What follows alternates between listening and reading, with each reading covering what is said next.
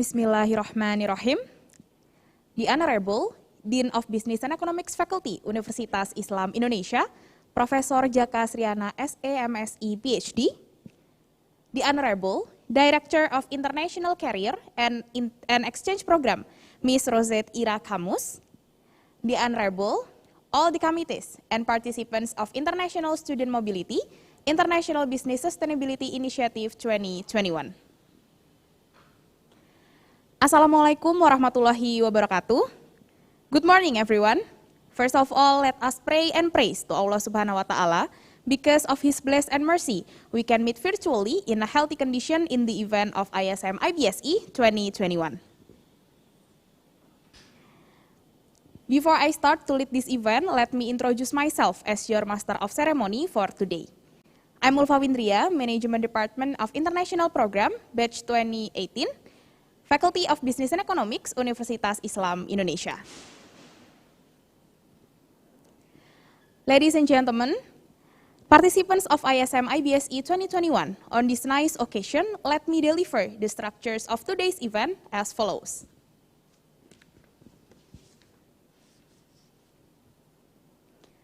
First, opening. Second, virtual company visit. Third, awarding. And the last one is closing ceremony. Ladies and gentlemen, let us open this event by reciting Basmalah together. Before going any further, let me read several rules during this event. Rules during ISM IBSE. First, all participants are compulsory to turn on their camera. Second, all participants need to mute their microphone during all the session. And third, participants can ask questions by clicking the raise hand feature and waiting for MC to allow you to speak or by typing it via chat box. The first agenda is virtual company visit, but before that, let me pause this forum to our great moderator, Ms. Rizka Dwi Astuti, MSc. She is a lecturer of Economics Department in Universitas Islam Indonesia. To Ms. Rizka, the forum is all yours.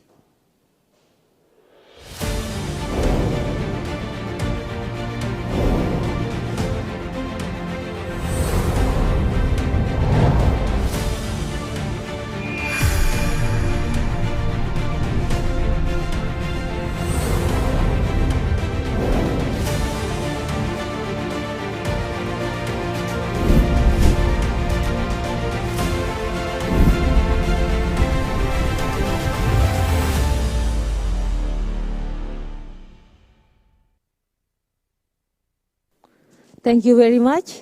Assalamualaikum warahmatullahi wabarakatuh. Good morning, everyone. I hope you are in a good condition. Thank you for joining us in the International Student Mobility 2021. Today, our agenda is virtual company visit. I am Rizka. We'll be with you for around 2 hours ahead as a moderator. In this occasion, we have two amazing speakers, Miss Renda Putri and Miss Asri Meikawati Hazim. Miss Renda is the CEO of Dewi Mahasadu as well as the Creative Director of Dowa. And then Miss Asri is the founder of Cokelat nDalem. This is one of a well-known brand of chocolate. For first presentation, it will be delivered by Miss Renda. After that, we will listen to the presentation from Miss Asri. Each of speaker is suggested to present the materials in less than 40 minutes. After that, we will have at least 20 minutes for Q&A session. So, for the first presentation, Ms. Renda will be with us. But before Ms. Renda explain her presentation, the committee will play the video's profile of Ms. Renda and Dowa Company. Hello, my name is Renda and I'm here to represent Dowa. Dowa is a fashion brand from Indonesia which was created in 2008 by my mother, Delia. We specialize in crochet craft to create stylish and elegant products. Our bags are all handmade in and around my hometown in Java by more than 700 female artisans. A working mother herself, my mother knew how difficult it was to balance between working and caring for her children. Unfortunately, in Indonesia, women are still expected to stay at home and be the main carer in the family. Most don't even have the option to be financially independent, as they would need to travel to the cities to work. As such, when she created the brand Dowa, she knew that she needed to create a business model that would enable these mothers in the villages around our area to be able to work from the comfort of their own home. Since inception, we would send our threads to the villages so these mothers can work while staying at home, enabling them to contribute to their family income. Doa, which means prayer in an ancient Japanese language, would then collect the crochet and assemble it in our headquarters in Central Java. Despite being handmade, our products are durable and easy to care. We make sure that each item goes through careful quality control in every stage of production. We use high-quality materials and real leather to create the handbags. The timeless designs also mean that they're always in style. Our teams have the experience working in the fashion industry, creating stylish handbags for decades. You can use your bag to go to work, to weekend brunches, or to attend parties. With its unique crochet style, Doa bags sure will get people's attention. Thank you for your time.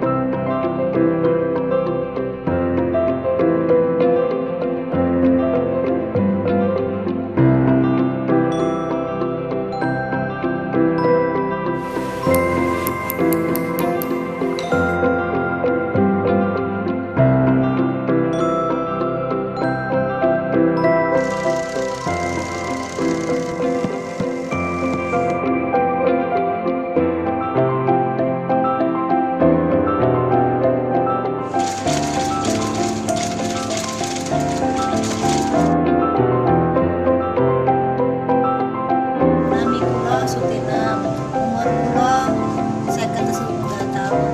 Kula tumur Dowa sampun kawan 5 tahun.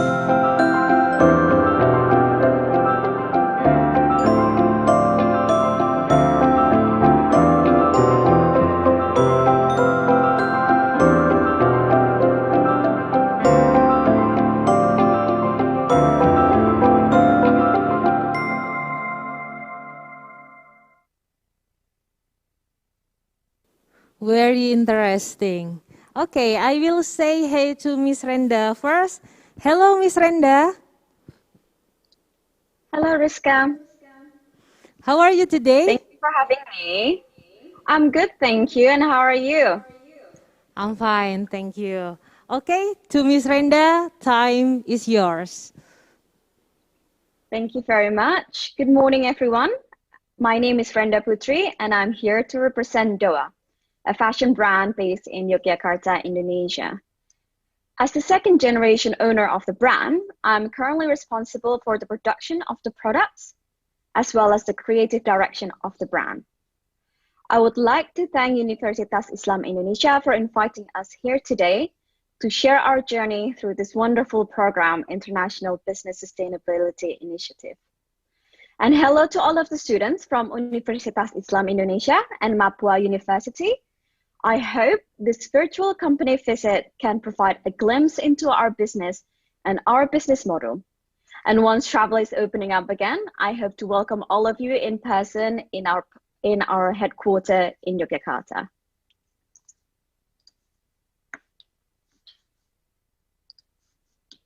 I am having a little bit of problem, but I'm just going to share my screen. Or can someone help me? Ah, perfect. There you go. Thank you so much. If you could go to slide 2, please. Thank you.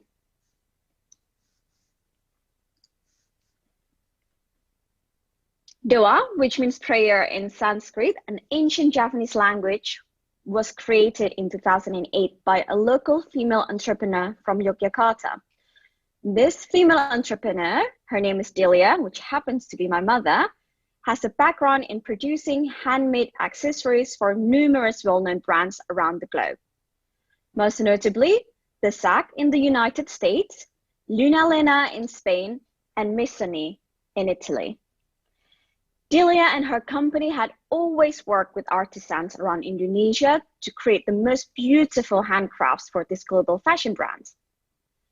However, while producing this intricate craft to be exported, she realized that in our domestic market in Indonesia, there are a lack of options in local high-end fashionable accessories brands. That was when Dowa was born.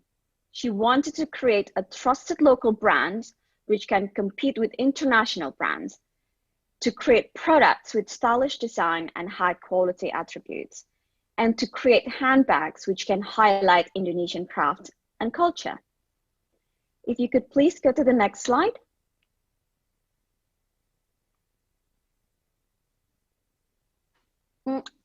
One less, please, if that's possible. Thank you.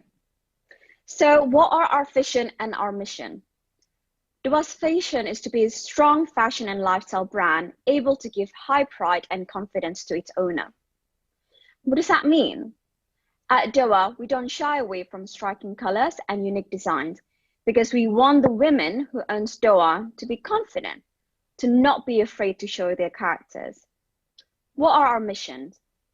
To empower the community to be a group of quality-orientated and productive craftspeople. We work closely together with our artisans to ensure they can create high-quality crochet by nurturing close relationships and providing continuous training. To create the latest fashion and lifestyle products designs. With the background working with the biggest fashion names globally, our teams are experienced in creating world-class fashion handbags. To provide the best product quality assurance, we employ and we apply quality control in every step of productions. To create high ownership, so employees always work with a heart and provide the best result. We value ownership within the company. The success of the brand is directly connected to everyone within the organization. Can we go to the next slide, please?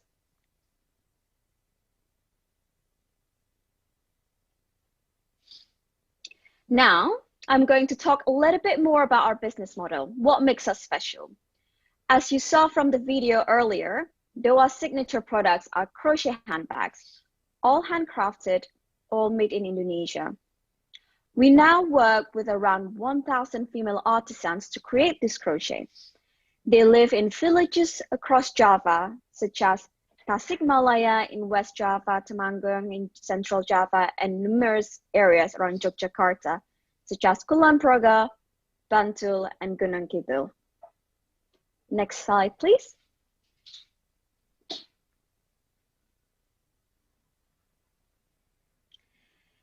Okay, so why do we work with female artisans? A working mother herself, our founder knew firsthand how difficult it was to support her family financially while simultaneously raising her children. Unfortunately, in many parts of Indonesia, women are still expected to be the main carer of their children and nothing else. There's nothing wrong with that, of course, but if a woman would like to have both, a job and to be a mother, it would be difficult to do so, as many have to travel to work and childcare is not always possible. As such, she wanted to work with as many female artisans as she can. Why? Because with the way we create the crochet, these women can do both. They can stay at home and take care of their family as well as contributing to their family income. So how do we do this? How do we enable this? Every week, we would send our threads to the homes of these women. We held training sessions at one of the homes to discuss the latest weave or style. And after a period of time, we will go back to these villages to collect the crochet panels. Our female artisans are our partners, our collaborators. We are proud to have been working with some of them for decades. Some of them have chili farms, the other are caterers for their villages. Some of them even have livestock that they care for, and the other have paddy fields to tend into in the morning. Each one of the female artisans are their own female entrepreneurs. Next slide, please. So I've told you about how we create the crochet panels in the villages. So the next step, how do we get the complete finished bags? The crochet panels are then moved into the next production in our headquarters in Yogyakarta. First, we inspect these handcrafted panels.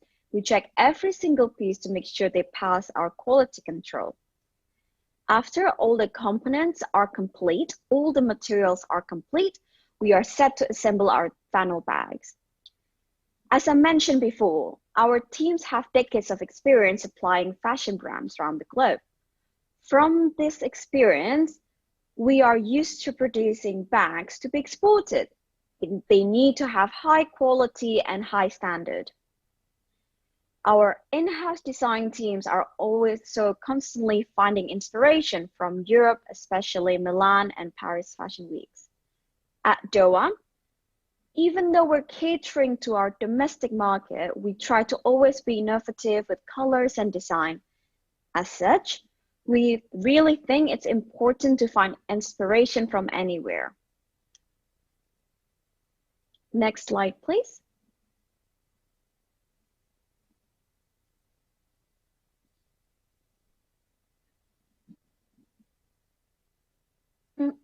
Sorry, one last, just before this one. Thank you.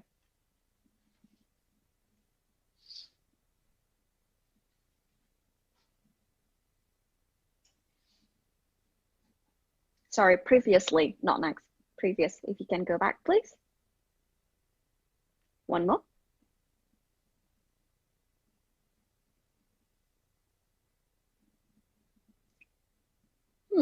That's peculiar. Okay, that's okay. Even at our headquarters, we value community and female empowerment. So I'm just going to continue this. That's okay. We consciously employ and work with the people residing around the headquarter area in Yogyakarta, in Bantul especially. More importantly, we are proud to say that the majority of our senior leadership and workforce consists of women. Why? Because we believe in supporting other women to achieve more so that they can be, a mother and to have a career. We want to create a work environment where women are comfortable and encouraged to be leaders.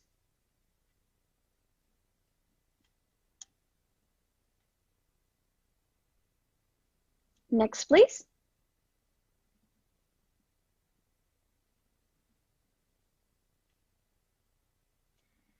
Okay, so I've talked to you about how we create the crochet panels in the villages across Java. That's where it started. And then after that, we moved on to the production facility, our headquarters in Yogyakarta, where our experienced team put together the panels, put together the materials, all the components to be the final product, to be this beautiful handbag, all handmade, all handcrafted in Indonesia. So let's talk briefly about the products. As you know by now, we create handbags, but more importantly, crochet handbags. On this slide, you may see some of the product examples. We love to play with colors, pattern, textures, objects. our crochet bags are separated into the two types: full crochet, like you can see here, the bucket bag with a tassel, or we also do crochet bags with combination with real leather. We only work with real leather for its high quality, like this yellow shoulder bag with top handles. We also create a wide range of models, from backpack to clutch, small accessories to weekend bags. Not only crochet, we also create full leather bags or bags using natural materials such as rattan. You can see here in the corner, this is our rattan bag from our natural material collection. Next slide, please.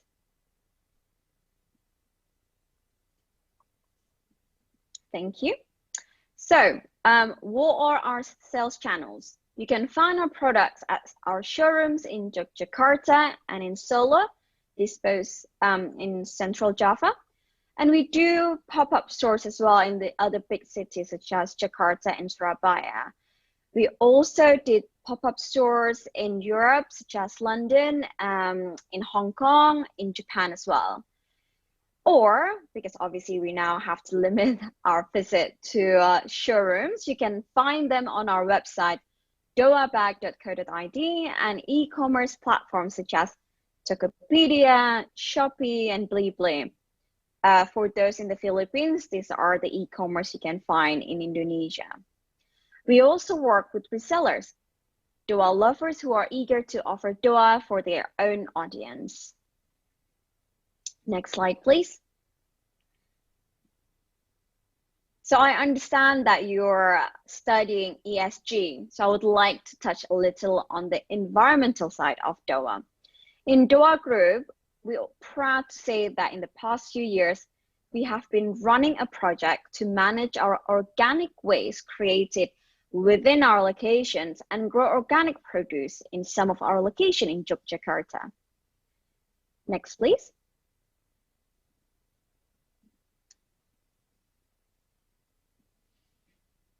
This project called POSA is another way for Dowa to try and be a responsible business, to give back not just to the community like how we did socially, but also environmentally. So we utilize one of our locations to be like a mini organic farm, and we take all our waste, our organic waste, to be used as fertilizer to grow all this organic produce. So this is another way you can use your business to be sustainable. Next slide, please.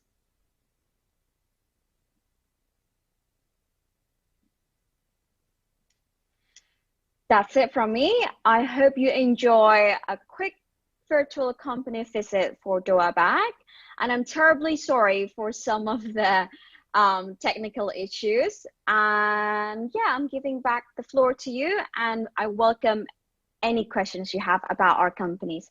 Thank you very much. Assalamualaikum warahmatullahi wabarakatuh. Okay, thank you very much, Miss Renda. That was such a very, very inspiring business story of Dowa Bags. Okay, now let's go to the second speaker. Okay, before we answering the next session, to listen the second speaker presentation, I will open the Q&A session for the presentation from Ms. Renda. So for participants who want to ask question for Ms. Renda, please you can raise your hand on the feature of the Zoom, or you can write your question on the chat box. Anyone? May I ask a question? Okay. I want to ask the Miss, what was your plan to be in front of the competitive? As we know, there are so many competitives. So what the things that make the customers choose you, not the other competitive? You know, you have Dior, you have so many competitive. So what's the thing that make the customers choose you, not the others? Okay, I'm sorry. Sorry for interrupting. Could you please to mention your name and institution? My name is Usama, and I'm from OEE Management Program. Okay, thank you. To Miss Renda, you can directly answer the question. Thank you so much, Osama, for your question. I will answer your question. So, how do we make sure that the customer choose us and not our competitors? Because I guess if you do live in Jakarta, you realize that there are lots of competitors using crochet as well as their style.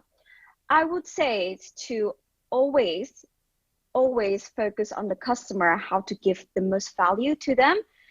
What do I mean by that? What is that we always try to create new design. We always try to create even new colors in our collection, because we believe in focusing on our energy and effort to always innovating rather than worrying about the competitors. Because I believe, well, we believe as a company, when we get inspiration, not just from locally, but internationally, we always create our own path. And then while creating their path, our customers who have been loyal to Dowa always come back to us because of the value created. Also, we always pride ourselves to put quality control in all of the production. So we make sure that the quality of products when they get to our customers are the highest it can be. So I guess, in short, we're trying not to think about the competitors too much and always put the customer first, how we can create value, how we can launch new design, new colors. So that way we believe that we will separate ourselves from the competitors. I hope that answered your question. So customer first, don't let the competitors get to you or sway you from the path that you already decided. And then that's how we differentiate ourselves. Thank you. Okay, thank you, Miss Renda. So the point is, don't be overthinking. Just focus on the purpose of the company, right? Okay. Correct. Just think about the value you can create. Okay, thank you. This is so beautiful. Okay, anyone else want to ask question to Miss Renda? Okay, please mention your name and institution before asking the question. Thank you. Hello, my name is Salwa. I'm from UE Economic Batch 2020.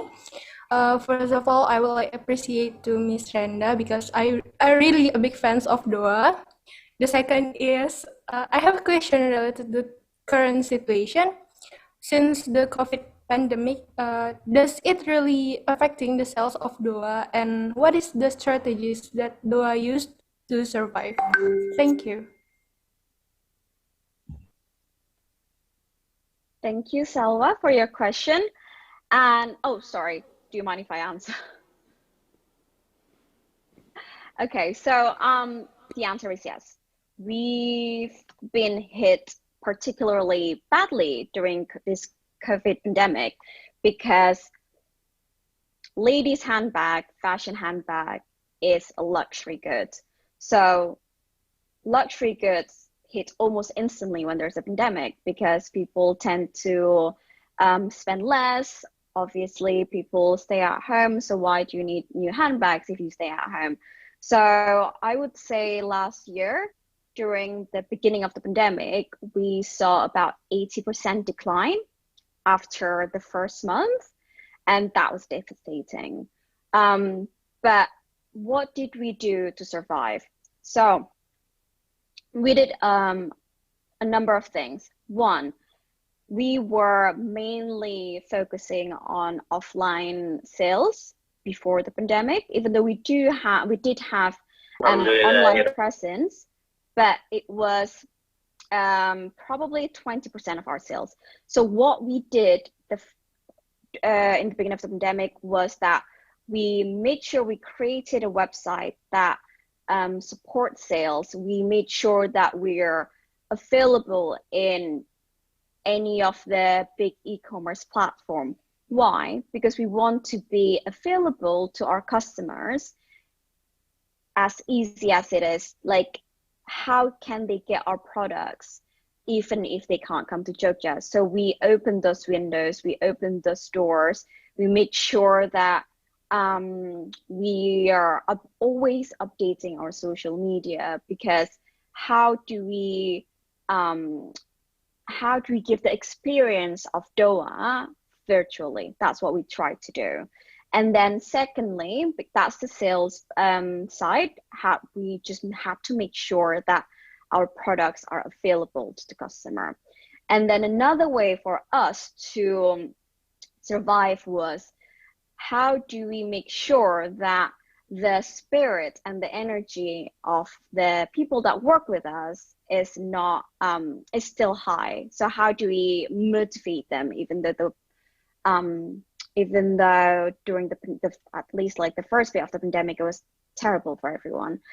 How did we do this? We actually run a social program. We made mask donation. We made about 40,000 masks in total, I believe, to be donated. Why did we do this? It's because we believe in not just giving cash or giving money to the artisans, but we want them to still have purpose to create something. So that's what we did. We actually employ our female artisans to create handmade, hand-sewn masks that they can then deliver to the people in their area, to their communities. So we still work with them, because then, you know, that lift the spirits up. Things are still going, even though we weren't able to create handbags in the beginning, because as I mentioned, our sales dropped by 80%, but we also still want to keep the productivity up. So that's what we did. We create this donation for handmade mask for the villages. So I guess that's the two ways of how we survived during the pandemic, not just economically, which is to open the sales channels even more, but also like how we survive, like with the production as well. So I hope that answered your question. Thank you. Okay, very clear and informative. So this is one question from the chat box. I will read it for you.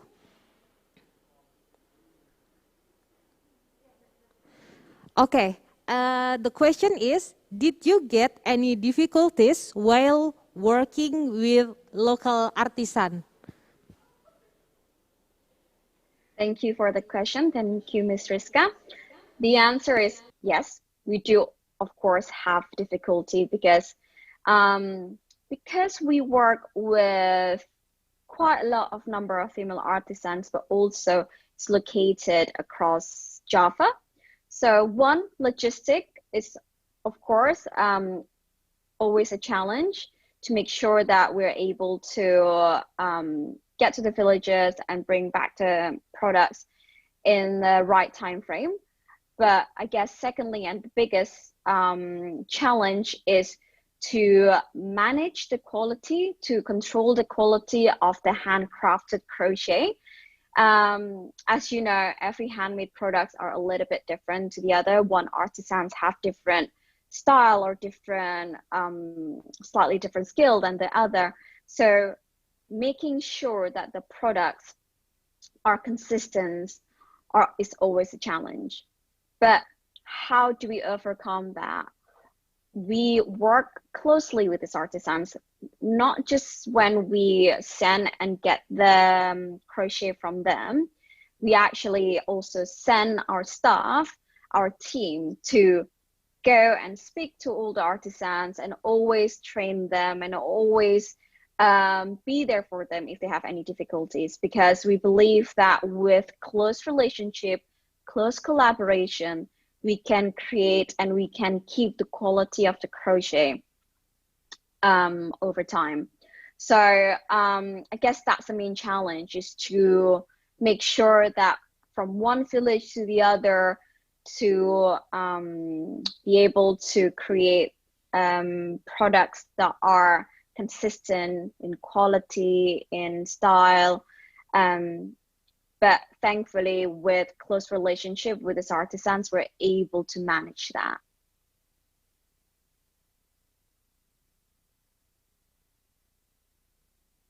Ms. Renda, for your answer.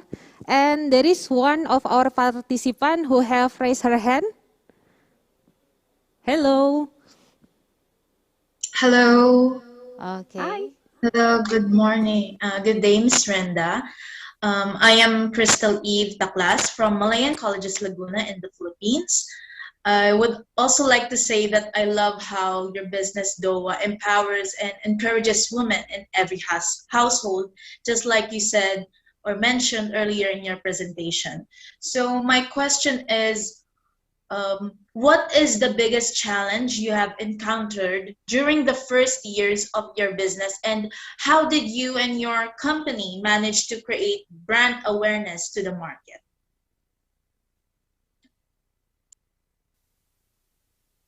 Thank you very much for your question. So I will just repeat it briefly to make sure that I got it. So the question was, what was the biggest challenge in the first year of the business, and how we overcome that and create the brand? Is that correct? Yes, and how did you also manage to create brand awareness in the market? Okay. Okay, so several questions at the same time, but that's okay. It's great. Thank you so much.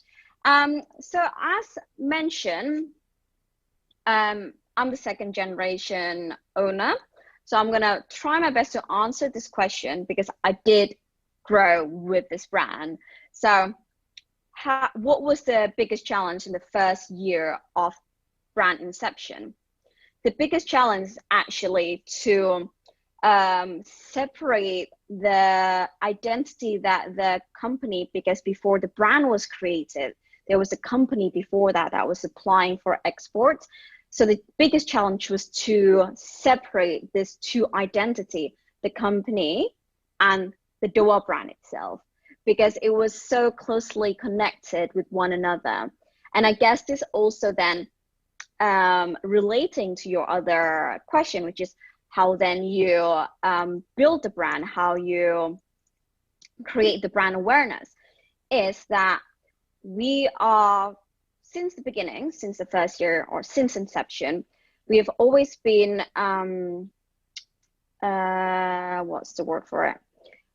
Always trying to create not the same type of products, but kind of the same look, the same identity. So we create this by consistently using colorful and playful designs.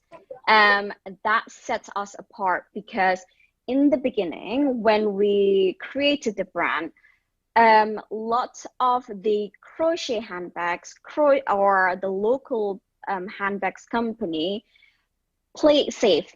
What does that mean? Why did I mean by that? Was that they use earth tone, like chocolate color, black, beige. So it was very ethnic, very simple. So what Dowa did was actually, can you still hear me? Sorry, I just got like an unstable message. Okay, I'm back. So what Dowa did was actually to make sure that it was very playful with the color and the style, to set apart from the brands that are already around.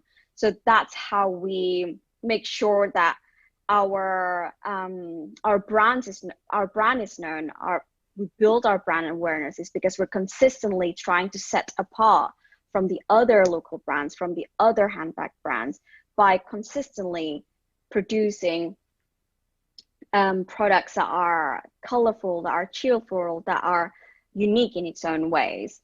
And we still do this until now. So consistency is key to build brand awareness. Of course, fashion changes over time. Of course, one style can be in 1 year and not the next, but you can still be consistent with your products. And I think that's the most important thing on how to create brand awareness, on how to build a brand from the beginning, is because you need to be consistent. Okay, thank you very much, Miss Renda. For all participants who still has question, I will open the Q&A session again after the second presentation for both speakers, of course. And now let's go to the second speaker, Miss Asri. I will say hey to Miss Asri. Hello, Miss Asri. How are you today? Hello, good morning. Oh, sorry.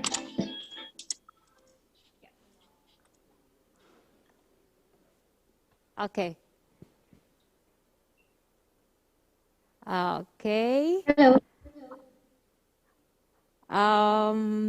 Is there any technical issue? No?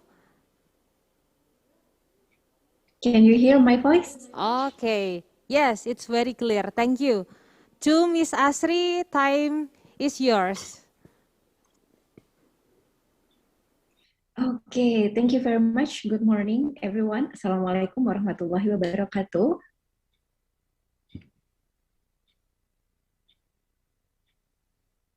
Okay, seems like. Okay. Oh. Okay, my name is Meika Hazim. Actually, I'm the alumni of Universitas Islam Indonesia from Faculty of Economic.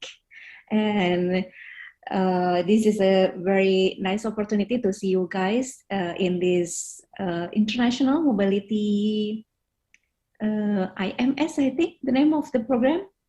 And because of this pandemic, so many activity for the exchange program is doing virtually. So I'm the founder and Cokelat Executive Officer for nDalem Indonesia. This is kind of company in Yogyakarta that we produce chocolate. Can we go next? Yeah. nDalem Indonesia not only built by me myself, but I work together with my husband. I'm taking the responsibility as management and operational in the company, and also Mas Yuda taking the position, taking the position as a technology officer, because of the education background is from food technology in Gajah Mada University, so he responsible in product research and development. Next. Okay, why we're doing this? Because of actually the reason why we are doing this is developed also based on the timely basis that we do the business. First of all, at the first year we doing this business is because of we are just married and we want to have some occupation, and also we want to do something for our life, for our beginning new life. Then after that, by time, we also have another picture why we're doing this, because of we see so many stakeholders in chocolate industry that influence us also. We know exactly that the fact Indonesia is the third largest cocoa producer in the world, but we don't have the cocoa bean that the cocoa bean is like considered as a good chocolate, chocolate from Indonesia. 95% of Indonesia cocoa do not get post-harvest. They don't process it in a good process, in fermentation process, etc. So the chocolate is not, the chocolate cannot come up with a good flavor and good, with a good smell because of the post-harvest problem or challenge. Another challenge that we face also, the average age of cocoa farmer are above 45 years old in Indonesia, means that almost all the cocoa farmer are senior. And this is another challenge that happened in the industry, in the chocolate industry, because of we don't have young farmer yet. And we go next.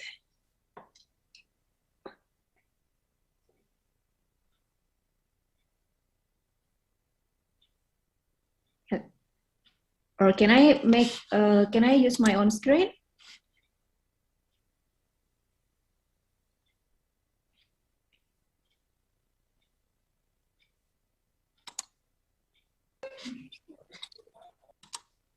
Okay. This is the book that we, Yes, this is the book that we, okay. Yes, you can, Miss. Yeah, so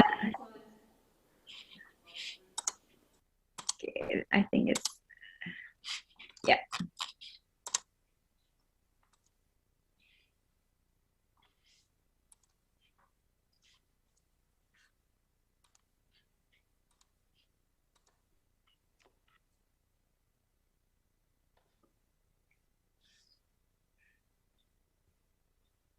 Yeah. Oops, sorry. Can you see the screen now? Yeah. So this is the book that I recommend to you guys when you want to build some business. Start with why, because of in the whole process of the business, when we start our business in 2013, both of us feels that why we are doing the business, the statement of why is making us like have the spirit to always believe in this business and to always believe in this industry. And why when we want to give up, when we facing some challenge, and when we also the challenge of the COVID-19, for example, like today, it's also sometimes making us like want to give up, want to stop to do this, because it's a very challenge, so many challenges in this business. But we know exactly, we come back to the statement of why we're doing this business. At the first time, why we are doing this business, because of for the living, for ourselves. But after time by time, and after the process that we've been through all these years, we see the farmer, we see so many people, we see also the women that help us in the industry, that make us have a big spirit, and also we have the support system that we have to go into this business. This is our process. So we start in 2013, then in 2014, this is the first time when we met the farmer in Yogyakarta. After that, one of the questions from the farmer at that time, it was, can you make the chocolate from our beans, so we can sell the bean go through the chocolate maker, not through the middlemen? Because when we give the chocolate to the middleman, it will be challenge for us to get the good price and better price. After that, at that time, when in the event, we have to say, like, I'm sorry, we cannot make it now because we don't have the facility, we don't have the machinery, we don't have the technology yet. So give us the time, like 1 year, to study about this and to learn how to process good chocolate from bean into the bar. Then we look for the another facility, we searching also for the scholarship and etc. And then first of all, we got a mentoring by PUM, Netherlands expert from Netherlands. One of the expertise Cokelat come to Yogyakarta, then give us the time like 10 days to lecturing us about how make the chocolate from beans to bar with the very old technology in chocolate, so we can do it in still can do it in the small business enterprises, because the technology of the chocolate is very pricey. All of the machinery is very high cost when we have to invest like the whole facility. After that, in 2005, this is the first time that we can make the chocolate from bean to bar, and we try also to give the story behind the scene of the bean to bar chocolate, who are the farmer that I will tell you later on. Then in 2016, I get the opportunity to take the course for production in Australia for 2 weeks, and my husband also get the opportunity to go to Ghent University in Belgium to also study. And actually, we go to Philippines in Davao. My husband came to Philippines in Davao, that we learned about the post-harvest facility. So there is so many chocolate industry in Philippines that we also know the artisan in Philippines and have a communication. Then we came there to see the post-harvest, see the cacao plantation and etc., and how they can develop the flavor, how they can develop the cocoa bean into the chocolate bar. Then we get after we get the ISO certification, we also get some how to say that, we follow some competition to raise the brand awareness of the chocolate nDalem. This is our value. So we believe that we try to give the solution about the product. So we try to make the good manufacturing process, adding the value, not only the value of the chocolate, but also the creative thinking, our story, the people behind the scene. We give that so we can try to solve the customer's problem, that the challenge is in the market in Indonesia, most of the chocolate is like so many sugar on that. And another challenge is we don't have the name of in the chocolate industry that the chocolate from Indonesia is in a good quality. So we try to raise that problem, and we try to make some solution into the product. We also have faith when we try to give the authenticity in the product, that we take also our culture, our beliefs and value in communication. So all the aspect in making chocolate make the chocolate can be more unique that from Indonesia, because of we are also doing like single origin chocolate. So this one becoming our value, that we try to give the research and development so we can make the authentic chocolate. Then the third one, we try to take Indonesian culture as the wisdom. So the culture not only manifested as the company corporate or the corporate culture, but also we try to put our culture into the packaging of the chocolate. And the last one in our sincerity is the hospitality, when we have the communication and we have also the interaction with the customers and also partners and also suppliers and etc., all the stakeholders, so they can get the best experience by nDalem, that can feel not only into the product, but also they can feel it. This is our value that we believe.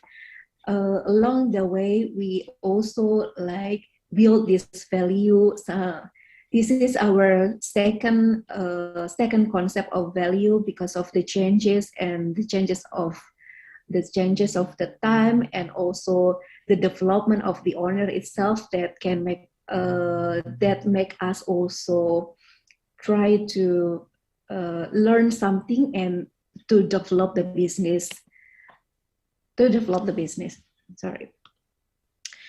Now we have like 5 brands. The first brand in 2013, we have nDalem. The second brand is Bon Beans. We have the third brand is Ui Cokelat. And then we have Tanda Hati and also Chobio. nDalem is the first brand in 2013. We make the concept of this coklat nDalem is Indonesian flavor with Indonesian content. So our positioning is for cultural chocolate, that the target market is actually for the tourists. That's become a very big challenge in this COVID-19 because the tourism industry is almost like off. And if Dowa explained that the decreasing sales is up to 80%. That's also something that we faced in this COVID-19. I remember like March in 2020, we also facing the decreasing of the onset until up to like 80%. So we move on to online channel. After we move online channel, not like it goes like getting higher and like directly we can get back the sales, no, but we have to learn the algorithm, we have to learn the marketplace, how we can survive in the marketplace and etc. That will be a challenge in digital marketing also. So this is the concept, Indonesian flavor with Indonesian content. Into the packaging, we put our culture there, we put the illustration and also design in the packaging. So when you take the chocolate or when you enjoy the chocolate, you're not enjoying the chocolate from coklat nDalem, but also you're also enjoying the cultural that we put into the packaging, and we put the story behind the packaging in 2 languages, Indonesia and English. So it can give the story can spread out not only in Indonesia, but hopefully it can be some souvenir when Indonesian people goes back going around the world, or maybe like foreign tourists that come to Jogja and then they want to get some souvenir. This is our innovation. We have sometimes in the seasonal product for Eid edition and also in Valentine edition. And this is our second brand, the Bon Beans Chocolate. The concept is completely different because this is the concept that we work together with the farmer. So the concept is farmer empowering single origin. We take some beans from one area and another area, but we're not making recipe that put into together the bean. So we can try to we can try to develop the original bean from one area, so we can explore the flavor and the uniqueness of the bean in each area in Indonesia. The positioning itself is for social impact chocolate, so we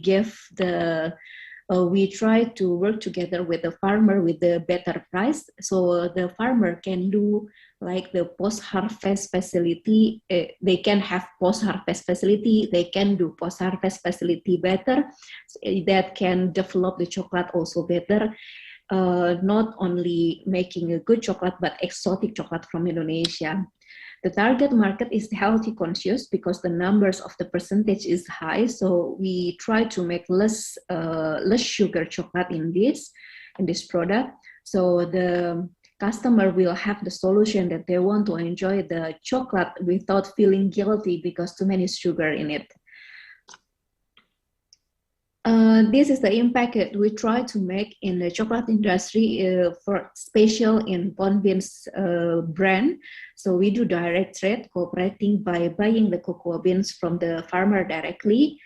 Currently, we have the Pak Edi from Yogyakarta for the regular bean that we buy.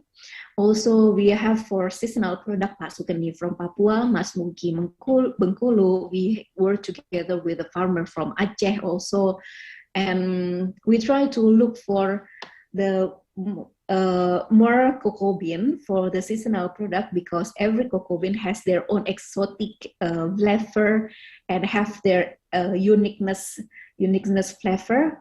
When the plantation is in different area and different surrounding ecosystem in their plantation.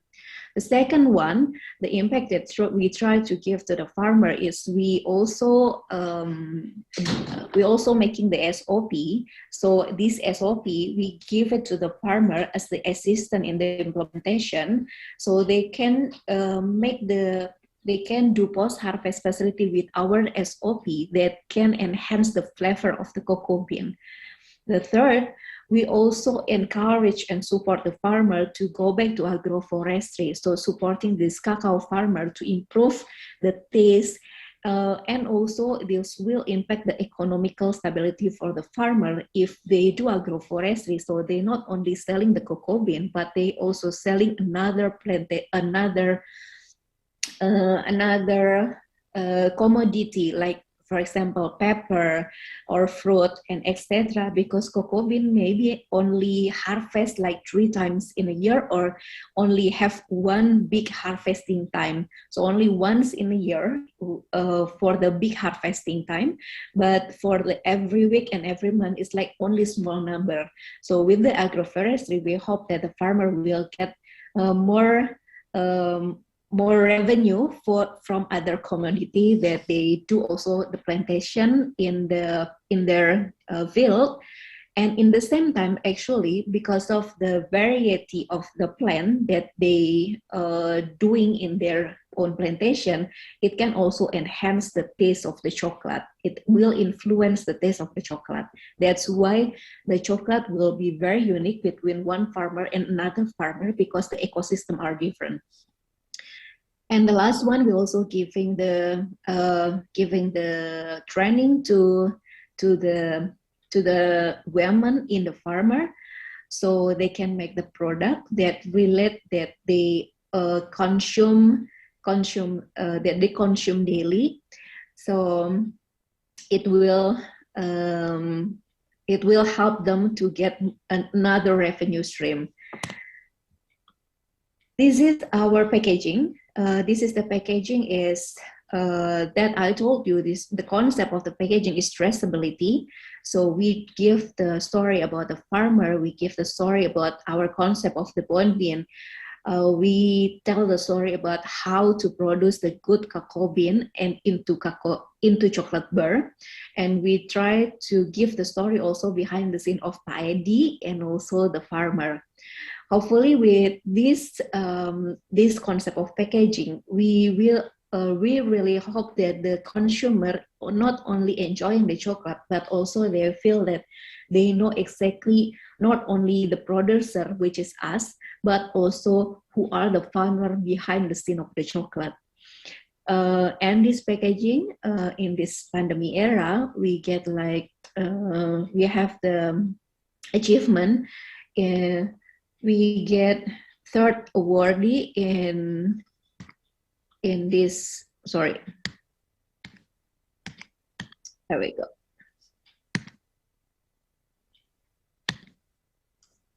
Yeah.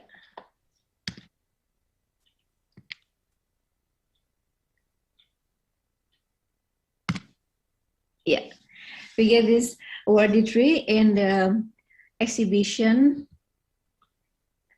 in ASEAN Korea Excellent Design Exhibition Award because of the traceability information that we put into the packaging.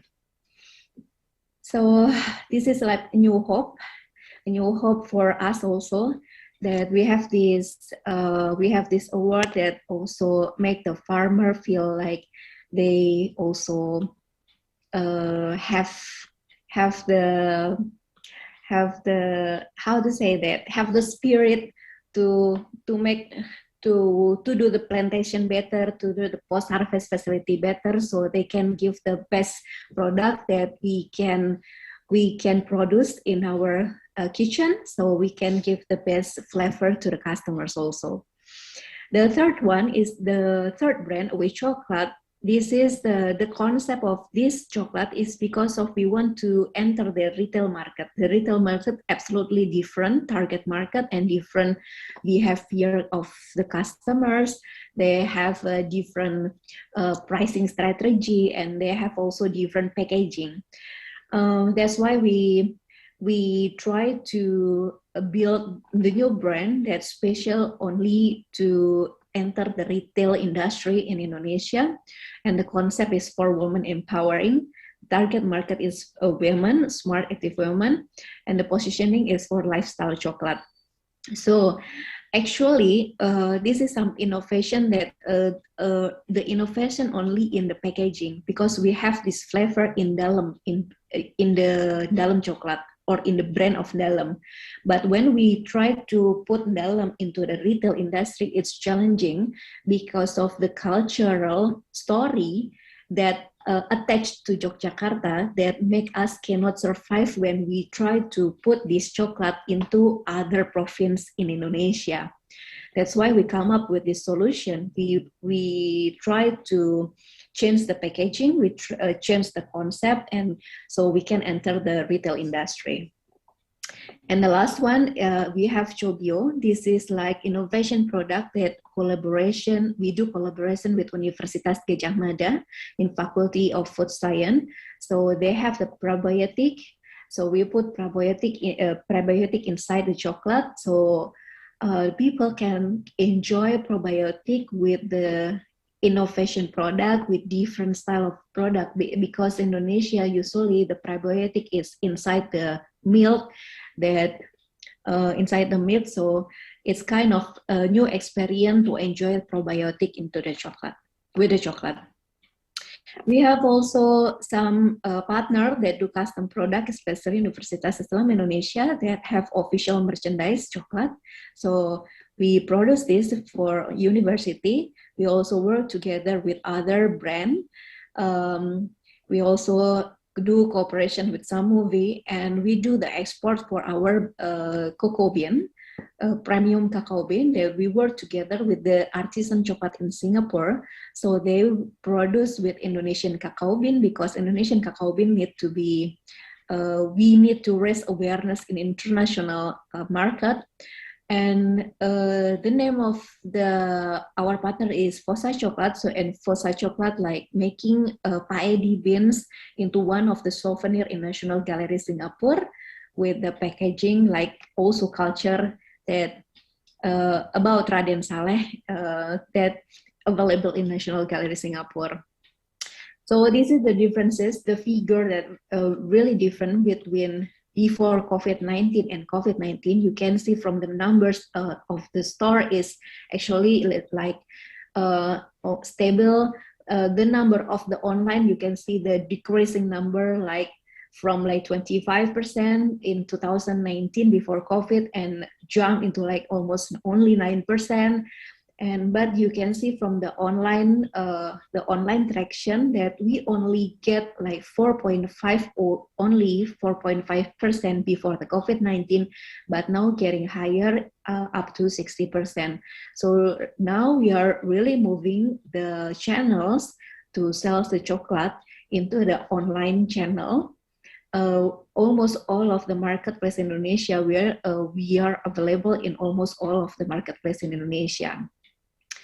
It's not easy for COVID-19. So at the first time in COVID-19, we also like making some program. We also making like social corporate responsibility. We give the chocolate to the doctors, to the nurse, and we try to make a bigger campaign by working together with Benih Baik, so everyone can do donation. And we also work together with Faculty Economic Universitas Indonesia to do donation for the hospital around and surrounding the faculty. We also work together with other brands to do this donation program. Even sharing, we move every event into online. For example, like our chocolate appreciation class that used to be in offline, we put like the sharing session into online. So we send the package of the chocolate to the customers, and we do online gathering to do the event chocolate appreciation class. The others is digital, Instagram, like we try to look for the contents again, what kind of content that really loved by the customer or by the by the follower, because the behavior is changed, the way they buy the product is also changed, the way we have to serve the customers also changed. That is challenge in the COVID-19 era. Then we also onboard for the Instagram shopping. We try to onboard for the every marketplace, that not only one marketplace in Indonesia, but many marketplaces that we are available now. And something that very interesting is actually when we try to becoming official store in one of marketplace named Shopee, and then they offer us to do Shopee international platform. So currently we have direct sales to the customers in 3 countries: Singapore, Malaysia, and Philippines, because of we are becoming the official store in Shopee, and we join in the Shopee international platform. So this year is becoming the 8th year for us. We have the grand design of the concept, which is collaboration. So we do so many collaboration in this year to help each other to do a good acts. So every small, medium, or small industry or small enterprises in Indonesia can grow, at least they can like survive in this pandemic, so they're not closing their business.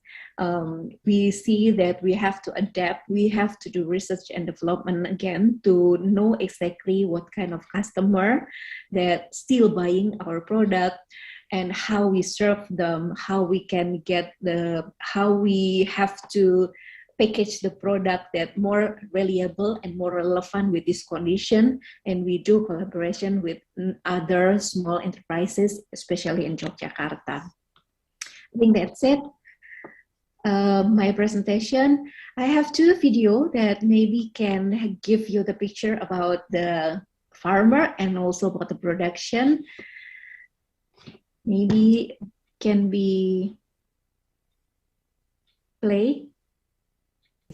Yeah.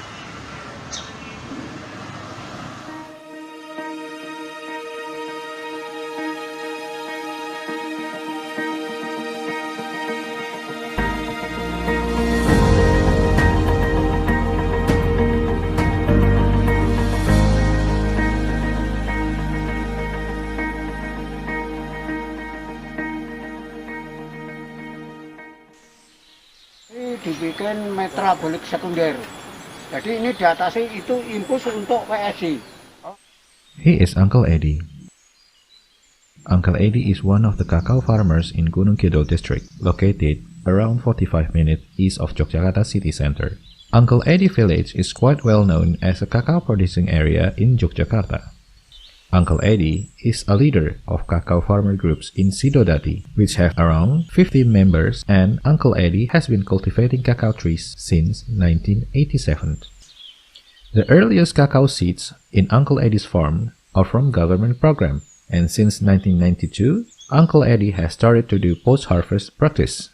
Nowadays, Uncle Eddie has around 9 varieties of cacao which still actively produce cacao trees. And by having those 9 varieties of cacao beans mixed during the fermentation process, the chocolate made from Uncle Eddie beans will have a distinctive flavor. We have a good news. By the July 2020, Uncle Eddie Farm and Groups will go toward organic farming's practice. They also will implement what we know as an agroforestry concept. Agroforestry is a method of farming that makes the farming plan as natural as possible. If we look at cacao habitats, agroforestry will replicate cacao farming lands into a forest-like farm. This means that cacao will not be the only trees that grows in that area. Other supporting trees will also be planted, such as coconut, durian, white pepper, red ginger, and also papaya. As the ecosystem of the land will become dense like forests, each interaction of the trees will also affect on the flavor of the cacao beans. Economically sides, this kind of farming will also help Uncle Eddie to stabilize his income because cacao is only harvested twice a year. One of the important post-harvest steps in cacao is fermentations, and in Uncle Eddie's place, fermentation is done by using wooden boxes. The fermentation process will take about 5 days until chocolate dalam desired fermentation degree is reached or around 80%. Next, The fermented cacao will be washed to stop the fermentation process and then sun-dried. The drying process will take about 10 days in a wooden rack until the bean reaches around 7% moisture content. During the wet season in Indonesia, the drying process might take longer, since Pak Edi only used natural sunlight methods. After the drying process, Uncle Eddie will do sorting process to remove the bad beans. Then, the best cacao beans will be sent to Cokelat nDalem to make into chocolate bars.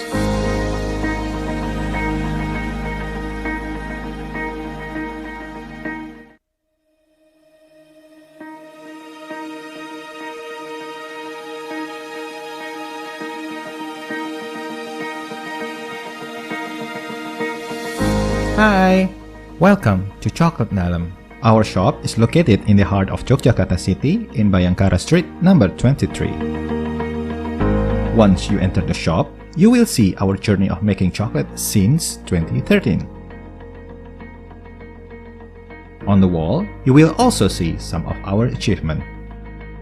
From this room too, you will be able to see how we make chocolate from Uncle Eddie beans. First, we will sort the cacao beans to ensure that we only make chocolate from the best beans. We roast the beans to get the best cacao flavor out of the beans. Next, we will remove the shell from the beans until we get the nibs. Nib is the main ingredient to make chocolate.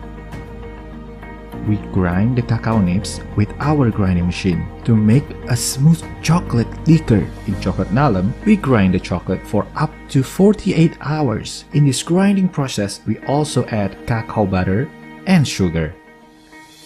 When the chocolate reaches the smoothness level we want, then we do tempering process. This process is to ensure that the chocolate will melt nicely in your tongue, but also stay solid during storage period. Once the chocolate is molded, then it goes into packaging procedure. We branded our chocolate with the name Bon Beans, meaning chocolate that is made directly from cacao bean sources from local farm.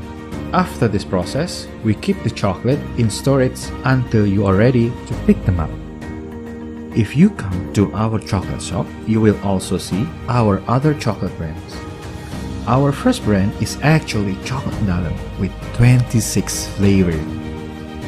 In Cokelat nDalem, our idea is to combine Indonesian flavor, stories, and experience in the form of chocolate bar. We combine chocolate with herbs, spices, coffee, tea, tropical fruit, and many other flavors into chocolate.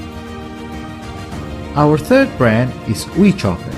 In Ui Chocolate, we make white chocolate infused with fruit and yogurt flavor. A chocolate that is ready to accompany you anytime and anywhere.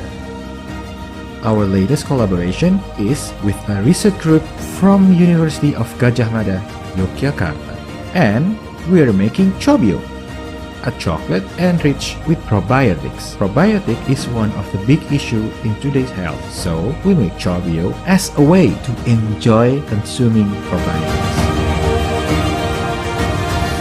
That's the story of our small Cokelat nDalem. Thank you very much for listening. We will see you next time, and in the meantime, stay safe and healthy.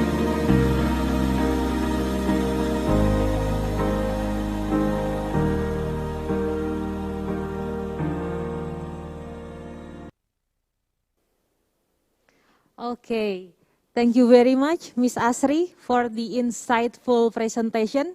That was so wow, interesting and inspiring.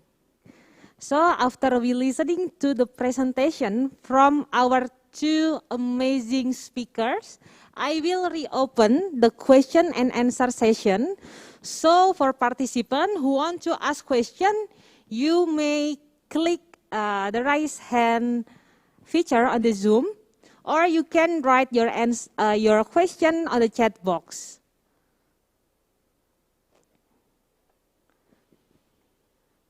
Okay, I will read one of question from the chat box. This question is for both of our speakers, Miss Renda and Miss Asri, related to leadership aspect. So how did you handle your employees all around the store to keep your business managed perfectly? Since in this pandemic era, we all face the challenge of measuring our employee keep manageable even though they are work from home. We may start from our first speaker, Miss Renda. Thank you. So we were forced to change the way we work almost completely, as I'm sure the same for most of you. So how do we make sure that we can manage the business remotely? During this difficult time, it is even more important to take time to have continuous communication outside the meetings needed to be done for our normal business activities online, obviously. I make sure that I have one-to-one session with my direct teams to talk about anything from challenges in their own teams or ideas on how to promote the products. Any topic can be raised. And I also make sure that all of these managers or supervisors also have one-to-one with their direct reports. Why do I think this is important? It's because it can be lonely working from home, obviously. So even though it's very common in Indonesia to use chat messaging, I'm a firm believer for having video catch-ups or at least phone calls. This is to make sure that emotionally they're still feel connected, they are also supported, and we need to make sure that this one-to-one is done continuously, even though there is no problem to talk about, but at least to make sure that they know that they have the time, they have the opportunity to share. It's important to make sure that we can run this business remotely. So that's how we do this. Thank you. Okay, thank you, Miss Renda. And then how your opinion, Miss Asri? Yeah, this is challenge, huge challenge in this pandemic because of we have to do work from home, but not all of the activity in Cokelat Dalem can be done work from home because we are producing food. So about the manufacturing, we have the standard manufacturing, we have the standard like cleanliness and also SOP and etc. That some of the team still have to go in office to produce the chocolate. Because the producing chocolate cannot be done at home, but for the management team, yes, they can do work from. They can do how to work from home.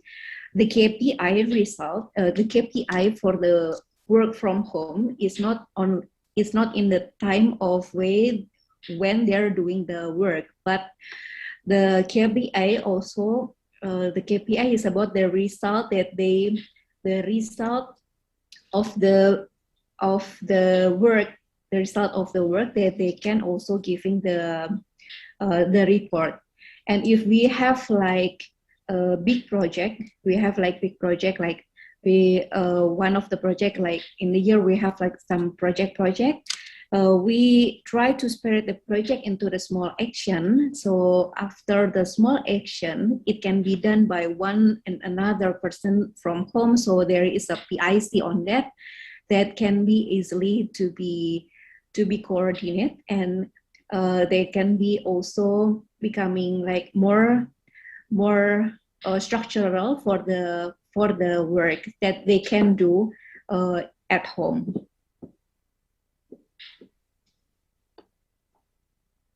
Okay, thank you, Miss Asri, for your answer.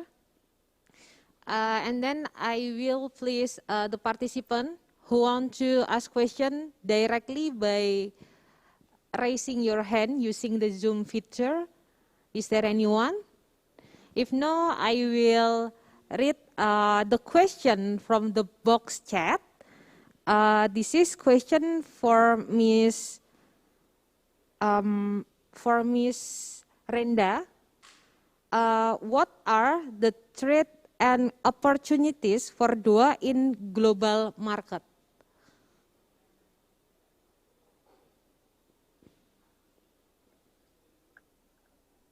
Hello, thank you for the question. So I'll repeat that one more time.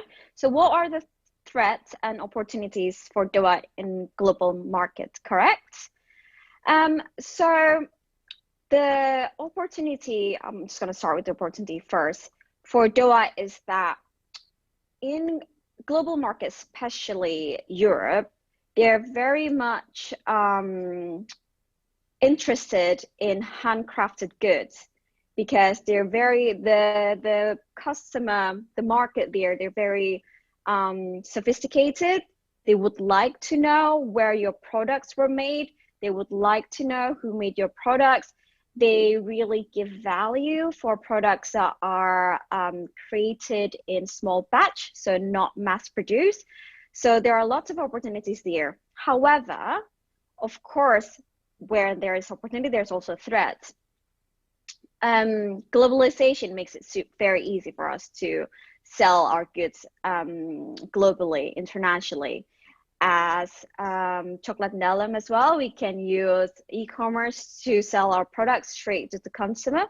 However, this also means that it opens the whole new batch of competitors that you can find anywhere. So the threats there is also how do you then compete with these other like beautiful handcrafted products from the rest of the world. So how we do this is we need to make sure that we are really focusing on the products, our own products, and how do we bring the story and the value. So we do this by always updating, always informing our customer through social media, how we create our products, what are the new products, and also through the website. So in the website, you can also see more clearly on the journey of the products, because we know that the international market love to know, especially Europe, love to know the story, love to know the process, love to know how the handmade products were created in these villages, and what else that we can do apart from, you know, showing it from the video, showing it from photographs. So that's how we do it. So that's how that's the opportunity that we have, especially in the European market. I'm focusing on that because, as I said, they're more interested in the handcrafted goods, handcrafted accessories. And also the threat is because the customers also are able to get goods from anywhere else in the world. So we need to make sure as a local brand, as an international brand as well, to always share the story, share the value, share why the product is special. Thank you. Okay, thank you very much, Miss Renda. So value and story are keys, right? Okay. We have two participants who have raised their hand. We may move to the first participant, okay? Please mention your name and institution. Okay, good morning. My name is Muhammad Yusuf Alim Murtado, but you can call me Ado or Yusuf. I'm from Islamic University of Indonesia, or Universitas Islam Indonesia. I want to ask to Miss Astri. I was attracted to your brand. Maybe since I joined this university, I see you have achieved maybe 3 or more achievement in the regional organization in ASEAN and Korean. So have you any plan to more expand your business, not only in Southeast Asia region, but also in the international, such as maybe in the Asian or maybe in the world? I think because the chocolate is many people like chocolate in around the world, right? And I think it's gonna be the perfect way because we're still in pandemic and also many people do online. And yeah, I think there is any chance if you want. I think maybe just that from me, and thank you for the chance. Good morning and stay safe. Okay, thank you. Miss Asri, you might answer directly. Thank you very much for Mas Yusuf. So thank you for your concern to Coklat nDalem, and thank you that you know Coklat nDalem already. Yes, actually, we have like the dream that our chocolate can be go abroad, not only in Indonesia, but also in the same time we have also the challenge. Sending the chocolate to other country is very challenging because sometimes we need like how I said it. If we send it to container, we have to use like fridge container. So we have to make sure that we have to make sure about the temperature. One of the research that we have done in like I think 2019, if not mistaken, we tried to do collaboration with some of e-commerce, and we send the chocolate into Japan for like twice in a year. Then our challenge in the first time when we sent to Japan is because of the transportation and the fluctuation of the temperature during the transportation makes the chocolate makes the chocolate is facing some problem. They call it blooming. So, but in the mindset of the customers, blooming, they will consider it that this chocolate is not it will not reliable to be purchased again, and will not good enough as a product to be consumed. That's the challenge. So the challenge in the transportation, the challenge in temperature, the challenge also in the education when the chocolate is facing some blooming things, but blooming is not dangerous for the product. It's still the product still can be eaten, but the look is not good. So the consumer will have the mindset that this product is not good anymore to be consumed. That's a challenge. So now we try to do collaboration first, that we send first the cocoa bean to another country, to the artisans, so the customers in outside of the country can know first about the Indonesian flavor that produced from Indonesian bean chocolate. So we raise the awareness about the chocolate the chocolate from Indonesia is in a good quality also. That's the first thing. The second one, pandemic and e-commerce make us have the opportunity to send the product outside the Indonesia, but not in the high quantity numbers, but directly to the customers. That's make us also learning how to do the packaging and the packaging for the safetiness for the product. Yes, we still doing the research and the challenge also about the flavor, because of the flavor in Indonesia and also the flavor that will be accepted by customers in other Indonesia, that will be different.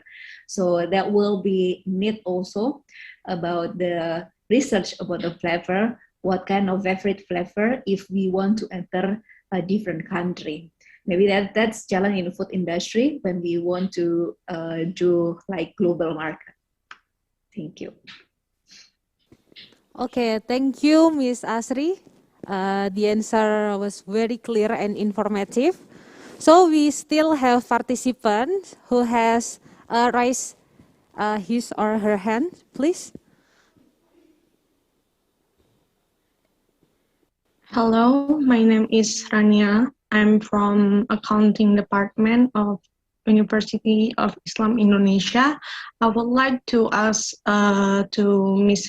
Rendra Putri, what will you and your team do if you are running out of the design ideas, because the design ideas is very important to interact people to buy your item. Thank you. Hello, Rania. Thank you very much for your question. So, how do we manage a creative block? I guess that's the question. We actually, because we've been in the business for at least 13 years now, what we do is that every week, our product development team and also the sales team, they meet together and they talk about past products. So this is actually really important for us to enable us to create new products. So to make sure that we don't have this creative blocks, actually, before that happens, we make sure that every week the experts in the field, I guess, inside Dowa, meet together and talk about the products that's already been produced before. And then during the session, we talk about what worked. So what kind of style, what kind of attribute, what kind of look, what kind of color that particular year is that worked really well. And then the year before that and the year before that. And from this session, we actually then share with the design team. And from then, it's always helped them to then create the new product. So even though sometimes there are creative block, what I'm trying to say is that by looking back from what we had before, we can always then change something, add something, subtract something to make sure that it's we keep creating something new, even though actually we are using the past knowledge, the past designs to create something new. So that really helped us to not stop innovating, to not stop creating new things, is because it's not just the design team responsibility to create the new design, but it's everyone's responsibility. Everyone has the chance to give feedback. So that's how we make sure that we reduce the risk of this creative block. Thank you. Okay, thank you very much, Miss Renda.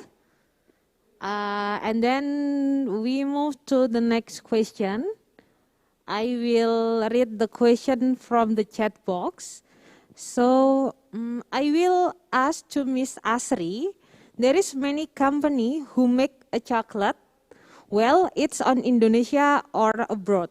As we know, chocolate isn't staple or makanan pokok. So we don't buy this product every day. How do you compete and survive in the market? Or maybe if you want to make a collaboration with another country, of course there is different taste. So how do you resolve this problem?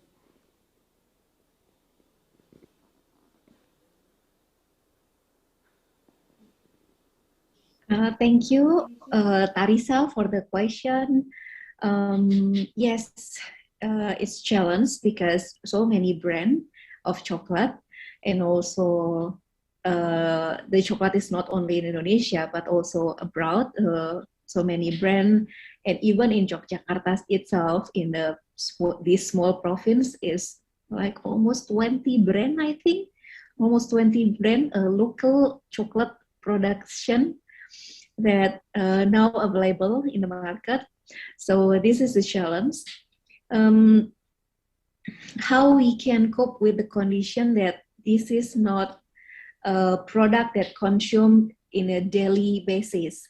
First of all, the target at the first time we targeted to the tourism.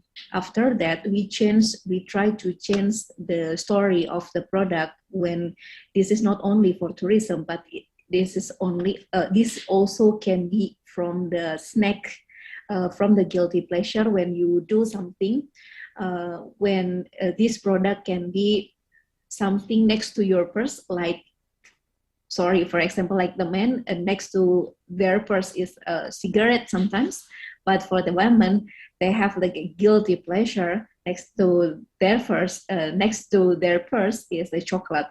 We try to make these campaigns. And during this pandemic, especially, we have to change how to sell the product to the market because they not enjoying the chocolate like buying the chocolate bar one by one. But we have the trend. We see the trend about the customers' behavior. They try to giving a gift to their relatives, to their partner, to their friends, so they can send it. They can send the gifts. It's a chocolate box with the special notes on it. So we try to give like personal touch to every customer that they can put their notes into the box of the chocolate. That makes our service more personal to the customers, so it can more relevant to nowadays.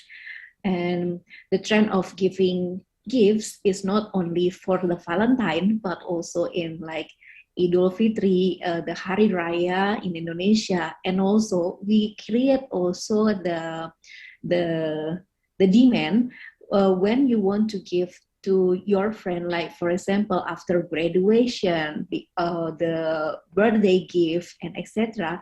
You can also try to express your feelings by giving the gift in a box of chocolate. So we create, in the same times we learn about the new customer behavior, but in the same times we also trying to create the demands by making the package of the product that nowadays become the trend of giving the gift to their relatives. And about the collaborate in another country with a different taste, that's the what we can do now is we send to them, we export the cocoa beans that have specific flavor with Indonesian taste, and the artisan chocolate in another country, they will know exactly about the taste that already accepted by the customers in either country. So we give it to the production to the artisan chocolate in another country. So it will make easier for us not doing the research for the customer in another country, but the research can be done from the artisan that already live there and making the chocolate there. So we do the collaboration with the cocoa bean, and we help them. We make sure that every artisan in another country also doing the same thing we do, which is like doing the direct trade, giving like a best price to the farmers. So the campaign to help the farmer and the campaign to make the farmer get more prosperity or get more benefit from doing the process, the longer process in the fermentation process and the post-harvest process will be get benefit from us, the user of the cocoa bean. So I think that is the answer. Okay, thank you very much, Miss Asri. For participants who want to ask question directly, you can clicking the raise hand feature on the Zoom. Okay, I will continue to read the question from the chat box. This question is for Miss Renda. So, what will you and your team do if you are running out of design ideas?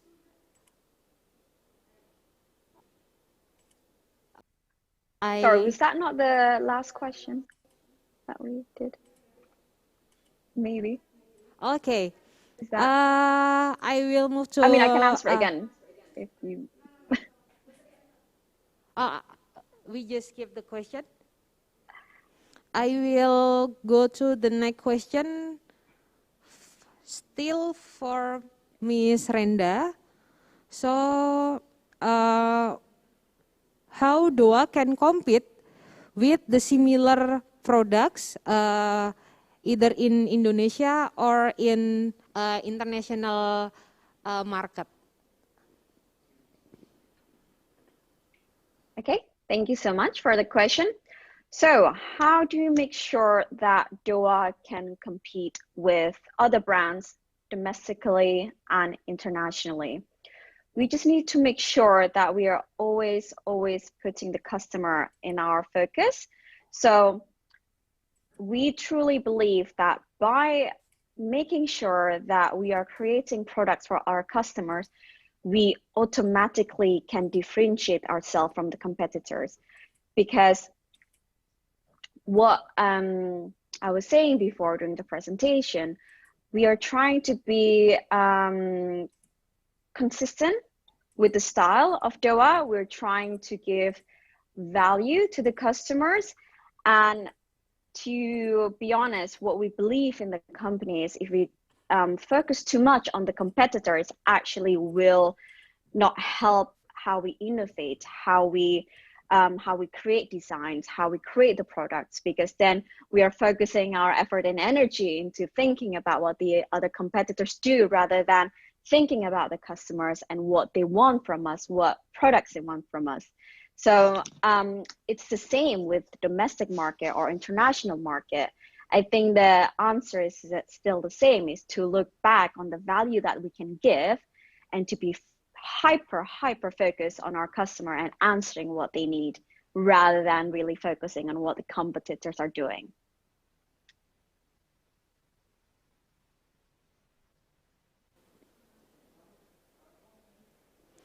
Okay, thank you, Miss Renda. Thank you. Okay, this is the last question for Miss Asri. I will ask to Miss Asri, what if the cocoa tree experiences crop failure? Whether to stop production? Yeah, thank you, Laras. We can see from two sides, from the farmer and from us as the production team to make the chocolate. For the farmer side, that's why we encourage the farmer to do agroforestry, because agroforestry, the farmer will not only rely on the cocoa tree only, not only rely from the sales from the cocoa bean, but also they can create from another plant that they do in the same plantation. So that will help for the economical cycle in the farmer. The solution is agroforestry. So when they have experience with the crop failure for the cocoa bean, they can still get the sales from another commodity. From Chokan Dalam slide, how about we experience with the crop failure? That is why now we are trying to do cooperation not only with one farmer only, because there is a possibility of doing plantation, there will be crop failure. But if we are also doing with the another supplier, not in Yogyakarta, but also like now we already make cooperation with the cocoa bean from Papua and also Bengkulu and Aceh, even for seasonal product. So when some crop failure happen in some area, we still get the resources from another area to make the good chocolate. But yes, it will be more artisan thing. So it will depends on the cocoa that available in the production. So we will make the product based on the availability of the cocoa beans, from where and from which part of Indonesia, and from and who is the farmer. That's the idea. Having the more than one supplier, so we can make sure that our supply chains also in a stable condition. That's the answer, Ma? Okay, thank you very much, Miss Asri. So that is the last question from the participant. But before we closing our session, would you mind for the both speakers to give us closing statement, just around 1 minute? Maybe we can start from Miss Renda first. Of course, thank you. I would just like to say thank you so much for giving me the opportunity to talk about our business, talk about Dowa, and how we work with our female artisans in Indonesia. I hope from our experience, this can either inspire you to do your own social enterprise, and good luck for your study, and thank you very much. Okay, thank you, Miss Renda. And then Miss Asri, please to give us closing statement. I just complete Marenda then, because Marenda already says everything. Good luck for you guys. Build your dream, I think. Build your dream, because I remember when I'm in a college student like you guys, I have the dream that someday I want to be a womanpreneur. So make sure that you have the dream, try to achieve it, develop yourself, because we will not stop only in a college student, but after finishing the college student, you will still have university of life. Means that you really have to develop by your own what you love, what you want to do, and how you will make impact to your society.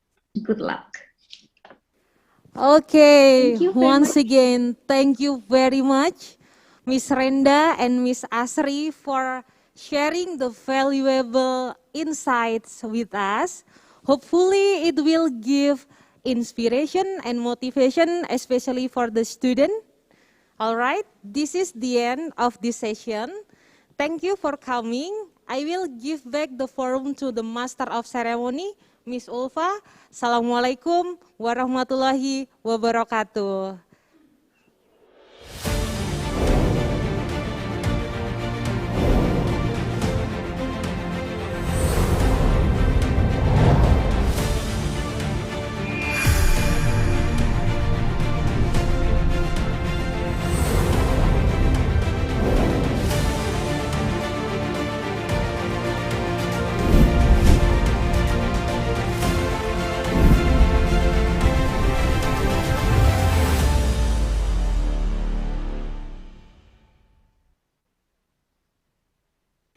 Thank you to our inspiring speakers, Miss Renda and Miss Asri, and the great moderator, Miss Rizka.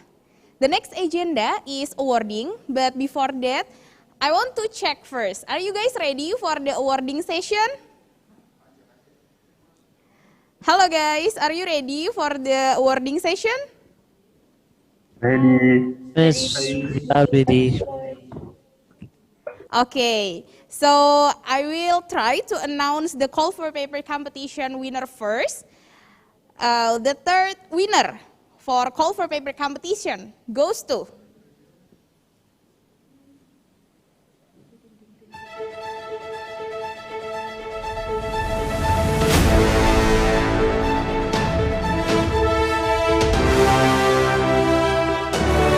Team 4 with the title of the analysis of how ESG maintains sustainable development in financial crisis during COVID-19, with the members of Rahma Nur Anggita, Dindalika Rajiah Aries Tesani, and Muhammad Khalifah Al-Hakim. Congratulations for the Team 4. We're going to the second winner of call for paper competition. The second winner goes to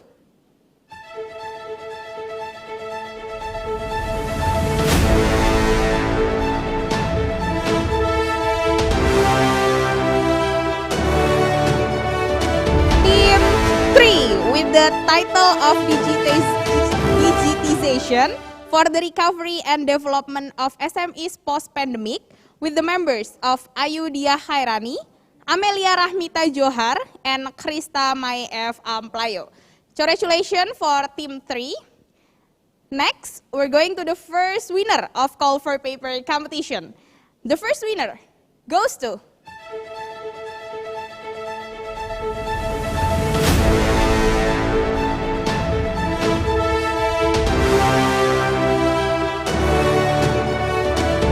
Team 7 with the title of Slow Fashion, an alternative tool to build fashion sustainability, with the members of Retno Puspitosari and Rifa Husnia. For the representative from Team 7, please give a quick speech, maximum 1 minute. The time is yours.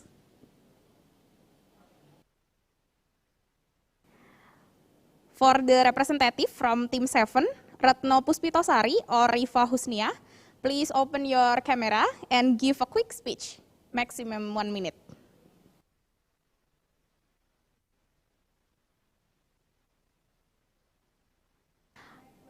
Okay, so we're going to the next awardee session, business plan competition. Are you ready, guys, for the business plan competition awardee? Hello, guys, are you ready? Yes, of course. Yes, of course. All right. Yes, of course. Okay. So we're going to the third winner of business plan competition. The third winner goes to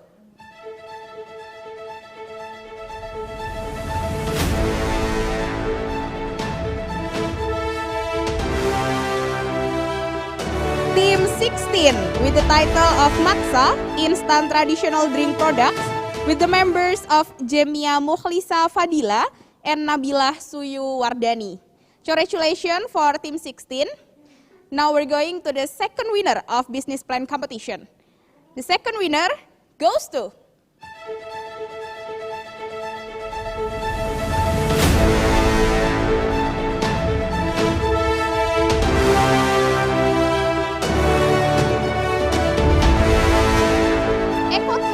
with the members of Teresi de los Santos, Davaliska Azaria Nugraha, and Abdul Hardia Amin.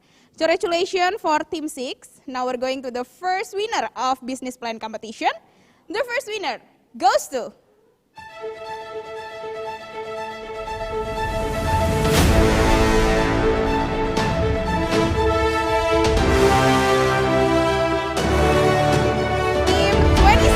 with the title of Ani Hatid Hain, a mobile market delivery service business, with the members of Priscil F. Taklas, Patricia Ella F. Batan, and Melanie Zandra M. Olazo. For the representative from Team 26, please give a quick speech, maximum 1 minute. The time is yours. Hello. Good morning, everyone. Good day. Furthermore, I would like to introduce my teammates, Miss Melanie Zandro Olazo from Malayan Colleges, Mindanao, and Miss Patricia Elagubatan from Mapua University. We as the team could not have achieved the current level of this very heartwarming achievement. First, we would like to thank the committee members of our universities, our professors who recommended us to participate in this event, and as well as to our parents and friends who fully supported us and give us advice and understanding for participating in this event. Thank you very much for the unwavering support, and thank you very much for the IBSI ISM committee. That will be all. Thank you for the representative. Congratulations for all the winners and keep spirit for the other participants who have contributed to this competition. The last agenda of today is closing ceremony. Now we invite Professor Jaka Sriana SAMSI PhD as the Dean of Business and Economics Faculty, Universitas Islam Indonesia. To Mr. Jaka, the time and screen is yours.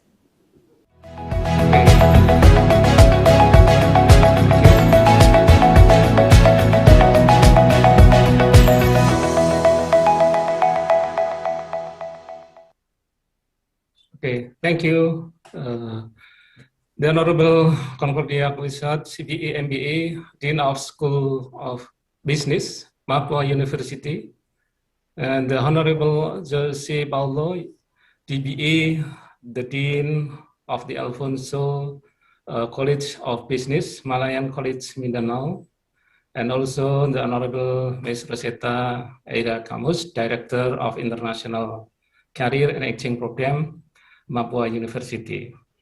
Dear Vice Dean and all the participants. Assalamualaikum warahmatullahi wabarakatuh. Good morning, everyone. I think this is my pleasure to joining the closing ceremony of the International Student Mobility Program 2021.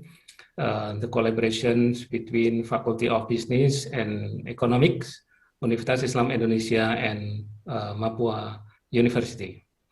I would like to appreciate the realization of these programs, although this is in a pandemic situation, so that the program is carried out virtually.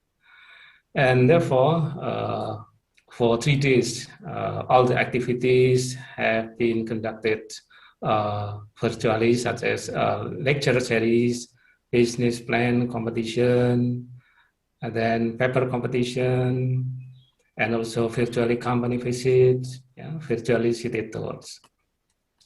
Ladies and gentlemen, we also understand that the pandemic COVID-19 has strongly affected the social, economic, and business and all aspects around the world, including our countries, Indonesia and Philippines.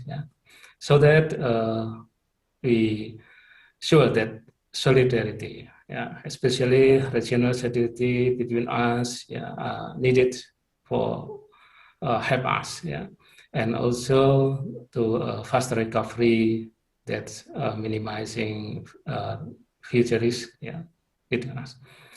And also, we know that this program has discussed some issues such as environmental, social, governments, and I think this issue is very important for us, especially to respond the situation as the consequence of the COVID-19 pandemic.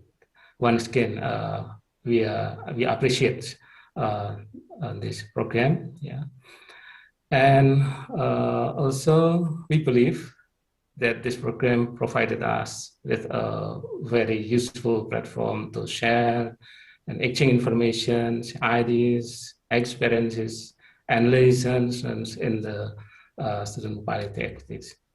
Through presentations and various activities for 3 days, we are sure that sharing information and discussion give useful benefit for us. So I hope after attending this program, you will get a wonderful and meaningful benefit and also valuable insight, and it will be useful for your study and also your future career. We are also aware that involving this program requires high motivation, strong effort and attention. Therefore, once again, on behalf of the Faculty of Business and Economics, Universitas Islam Indonesia, I appreciate you all participants, students from Mapua University, and also from Faculty of Business and Economics, Universitas Islam Indonesia. And next, specifically, I would like to thank to the team for their efforts, so this program succeeds for 3 days. Finally, we hope you all enjoy this event and will get significant information, inspiration, and also valuable experience. Thank you. Assalamualaikum warahmatullahi wabarakatuh. Waalaikumsalam warahmatullahi. Thank you to Mr. Jaka for the speech. Next, we invite Ms. Rosit Irakemes as the Director of International Career and Exchange Program. To Ms. Kemes, the time and screen is yours.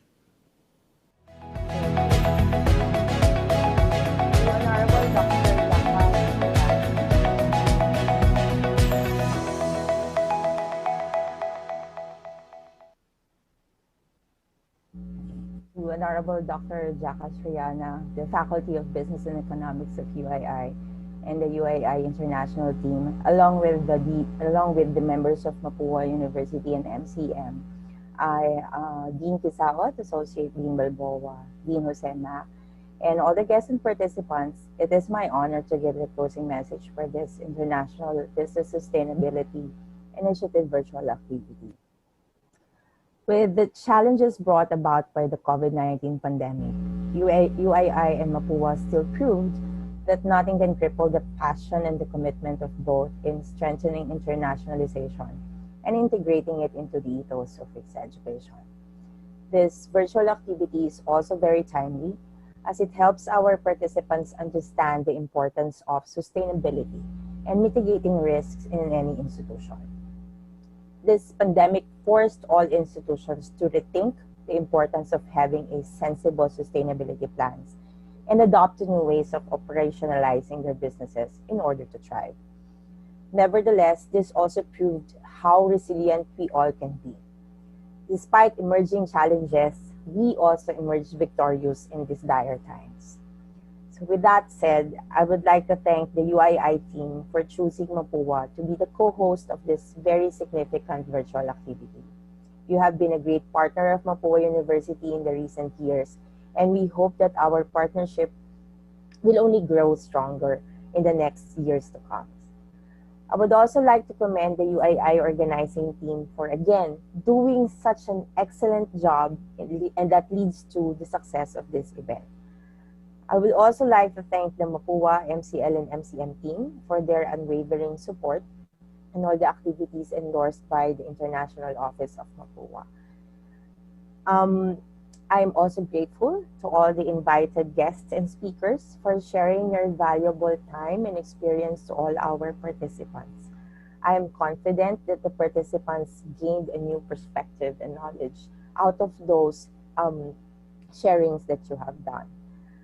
Moreover, for the companies who accommodated our request to do company visits, even if these are all Indonesian companies, I would like to thank you on behalf of all the organizing team for your valuable support in this activity.